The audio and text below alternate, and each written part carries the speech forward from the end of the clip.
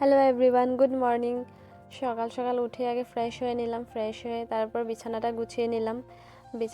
তারপর বিছানাটা গুছিয়ে চলে গেলাম রান্নাঘরে। রান্নাঘরে গিয়ে দেখলাম মা রুটি বানিয়ে রেখেছিল আর সাথে ছিল চা। তাই আমি নিয়ে নিলাম রুটি চাটা আর চটপট করে খেয়ে নিলাম সকালের খাবার। তাই সকালের খাবার সেরে স্নান টান করে এসে তারপর আমি রান্না করছি মটর আলু ঝোল আর সাথে থাকবে আলু ভাজা। সিম্পলি খাবার করবো আজকে বেশি ঝামেলা টামেলা করবো না। রাঁধতেও অনেকটা সময় লাগে, তাই আজকে সিম্পল খাবারই করেছি। তারপর বিকাল টাইমে ভাবলাম একটু ভিডিও শ্যুট করব, তাই রেডি হয়ে গেছিলাম ভিডিও শ্যুটের জন্য।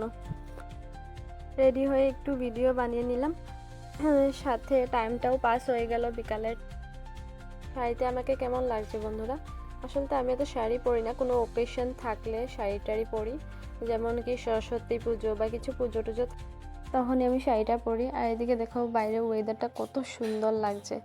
তারপর সন্ধ্যে সন্ধ্যে দিয়ে রাত্রে খেয়ে আমি বেনি করে নিয়েছি। আজকের ভিডিওটা এইটুকুই রাখছি বন্ধুরা, গুড নাইট।